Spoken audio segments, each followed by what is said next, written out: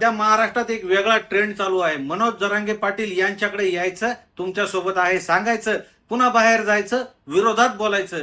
काल परवा ज्या आपल्या मागण्या मंजूर झाल्या त्याच्यावर सरकारकडून हालचाली सुरू आहेत. जरांगे पाटील उपोषणाला बसलेले असतानाच बरेच अभ्यासक चुळबुळ करीत होते, विरोध करीत होते. हे लक्षात आल्यावर जरांगे पाटलांनी सगळ्या अभ्यासकांना अंतरवाली या ठिकाणी यायचे आवाहन केले होते. तुम्ही माझ्या चॅनलवर व्हिडिओ बघू शकता. हे अभ्यासक आले नाही. यांची अपेक्षा होती जरांगे पाटील यांनी उपोषण सोडू नये, त्यांच्या जीविताचे काहीतरी व्हावे. यांना जर एवढं समजतं तर आपण मुंबईहून येऊन 10 महिने शांत होतो. या अभ्यासकांनी व विरोधकांनी स्वतः का काही आंदोलन केलं नाही? किती प्रयत्न यांनी केले ते दाखवा. आम्हाला सगळे अभ्यासक माहीत आहे कोण विरोध करीत आहे, पण समाजाला ही कळाले पाहिजे कोण विरोध करीत आहे. कृपया आपण त्यांचे नाव व फोटो कॉमेंटमध्ये टाका, म्हणजे सगळ्यांना कळेल. आणि त्यांना तुमचा संदेश द्या.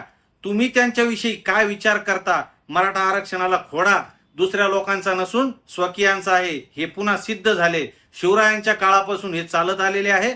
अजूनही सगळ्या मराठा आरक्षण अभ्यासक व जरांगे पाटील विरोधक यांना सांगणं आहे, आमच्याकडून जे काही जातीसाठी कार्य करायचे आहे ते आम्ही 100% करणार आहे. तुम्ही आम्हाला विरोध न करता तुमचा स्वतंत्र लढा उभा राहा. आमचा तुम्हाला बिलकुल विरोध नाही. शेवटी तुम्ही पण जातीसाठी काम करत आहात. आमच्या विरोधात कृपया कुरापती करू नका ही अपेक्षा, कारण समाज तुमची दखल घेत आहे.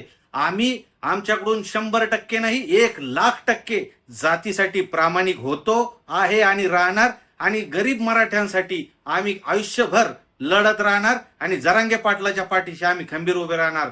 भावांनो, ज्यांना ज्यांना हा मुद्दा पटला त्यांनी कृपया जास्तीत जास्त शेअर करा, चॅनल फॉलो करा. जय शिवराय.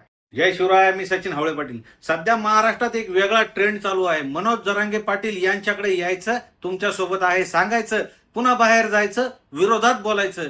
काल परवा ज्या आपल्या मागण्या मंजूर झाल्या त्याच्यावर सरकारकडून हालचाली सुरू आहेत. जरांगे पाटील उपोषणाला बसलेले असतानाच बरेच अभ्यासक चुळबुळ करीत होते, विरोध करीत होते. हे लक्षात आल्यावर जरांगे पाटलांनी सगळ्या अभ्यासकांना अंतरवाली या ठिकाणी यायचे आवाहन केले होते. तुम्ही माझ्या चॅनलवर व्हिडिओ बघू शकता. हे अभ्यासक आले नाही. यांची अपेक्षा होती जरांगे पाटील यांनी उपोषण सोडू नये, त्यांच्या जीविताचे काहीतरी व्हावे.